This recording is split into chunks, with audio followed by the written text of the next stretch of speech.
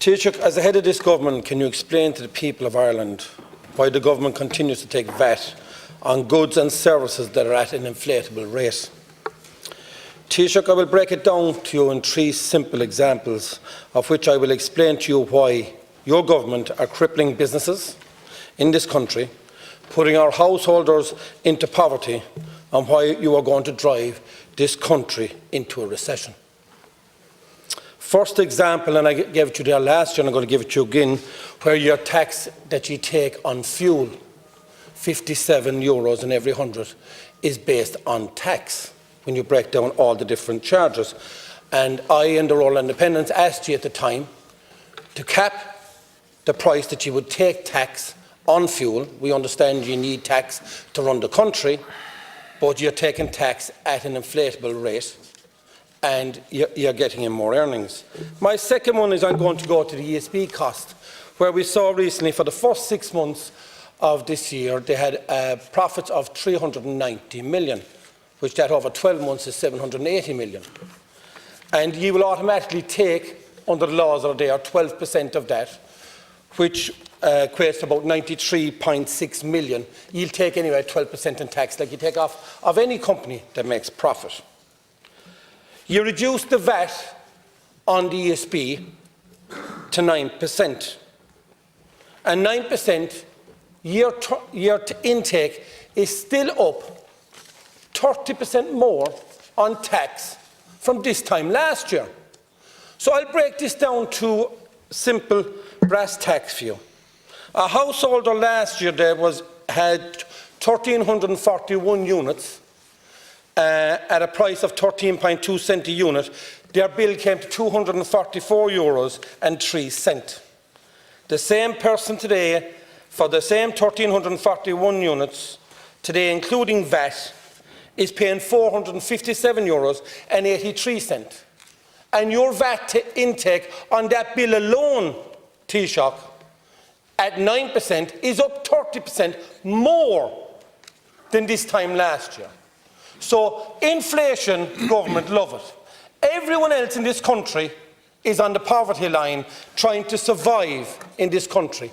Businesses that had a €600,000 ESB bill last year is now faced with a 2.7 million ESB charge this year, and they employ 100 people, and they told me it's not viable. So every business in this country is under pressure to put food on the table and keep employment what they have. And our government, energy on VAT is up 30%. So you're the only business in this country that are actually up 30%, and everyone else is down 30% on trying to keep employment, keep people at work, have children go to school and colleges. And what do? You have 30% more than you had this time last year. Taoiseach. First of all, government is not a business. You can chalk that that's down an important point. Government is not a business. If you ran your business like I run mine, you wouldn't be in business. Taoiseach, without interrupting. We are facing the worst global energy crisis, I would say, ever. I believe it surpasses the 1970s, fundamentally brought about by the war on Ukraine. There's no question about it. The price today for United Kingdom gas on the wholesale markets is 287 pence. By the way, it was 463 pence. I'm talking about tax, Taoiseach. This day 2 years ago, the price was 40 pence a therm. Tax. So that illustrates what has happened in relation to gas prices and energy prices also. And the future markets don't look good either. In terms of thermal gases to be delivered in January, costs 533 pence. A March delivery is priced at 506 pence. And that all indicates the enormous crisis, not just Ireland, but every country in Europe and indeed across the world is by and large, is currently facing.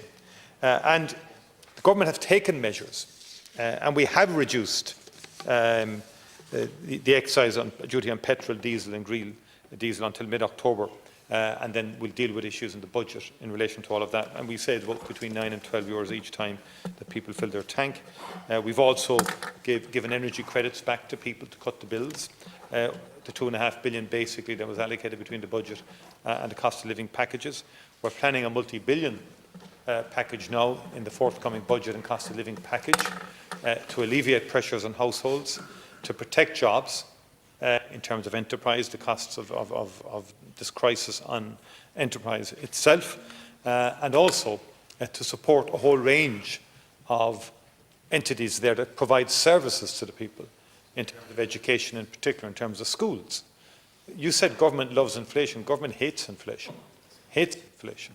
Because inflation is corrosive of people's disposable incomes, but also damages the economy in the long run.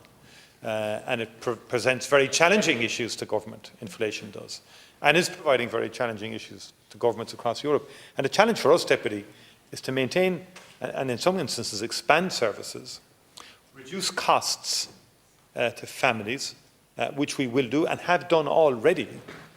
So we've reduced costs on public transport. If you had public transport?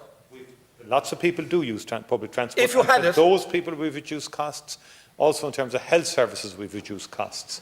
In terms of the DPS has gone to €80, Yes, he believes himself. which is a significant decline on what it was 2 years ago. So through a variety of measures, pay, tax, as in tax reductions, we have taken efforts to reduce the pressure on public and to protect jobs. And in the forthcoming budget and cost of living package, we will take measures as well to alleviate the pressures on people who are feeling it very heavy out there. There's no doubt about that. Very tough to do. Thank you, Concola. Taoiseach, you've just said one true thing, that you're not a business. And you have actually explained that you don't understand business, and neither does any of your cabinet.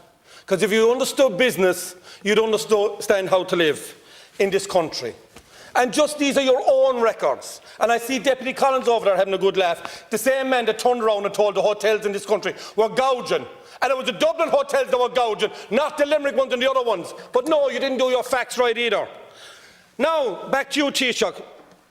Year VAT intake this year was a staggering €15.4 billion. Billion euros. 30% more than this time last year. Which means that you've €4.6 billion more in VAT intake this year than last year. That means, on a business term, you've a massive profit. That means that everyone else in this country is at a massive deficit. Whether you're in business or wherever you're working, whatever you do, you're in a deficit. That's because you and your cabinet don't understand business. I do. I'm in business. I live it every day in real life. And if I ran my business like Eve run yours, I would not be in business. Right. Thank you. Thank you. Taoiseach, conclude, please. Again, government is not a business. Exactly. You don't understand business. Understand that point. No, he doesn't. It's a very fundamental point in terms of how society. Yes. So you dictate to everyone else's business? No. Government provides. Government has to be the key instrument in terms of the social contract. In terms of making sure that when a child is born in this country, that child has access to early education, best to health services, has an opportunity to progress to primary school, to secondary school, to further education, to third level. That costs money. But you're taxing their families out of existence. Tax does contribute, and revenue generated. 30% more, Taoiseach. Sorry, Deputy, you've been interrupting non-stop since every time you're I not get to getting speak. I have not interrupted you. At least because you can't have the hold basic with me. decorum that this Parliament demands, that you allow people to answer your question. You're not able to. And the bottom line is this, in terms of the revenue that we have raised. Government is in debt, not government, the country. Significant debt. We borrow and borrowed during COVID. And you go to any enterprise out there, you go to your businesses. I meet your businesses all the time. I meet businesses that provide services to all of us. What do they say about government? They say, thank you for helping during COVID-19. My God. They acknowledge the intervention that government made in an unprecedented way. In an unprecedented way. 30% to keep jobs from intact. To keep enterprises intact. And the proof of the pudding? Income. The proof of the pudding, we kept them intact, Deputy. You did. We kept them intact. You And do you know what, Deputy? Do you know what? We're going to do everything we possibly can to protect jobs again in this unprecedented crisis. Thank you, And it is an unprecedented energy crisis. And what I find shocking is the inability of your group to ever acknowledge the war in Ukraine as having any impact on the crisis that we're currently experiencing. You never. You're getting very loud now. For some reason you don't acknowledge it. First time in a long time. Please. I do think the public watching us would really expect us to behave a little bit more calmly.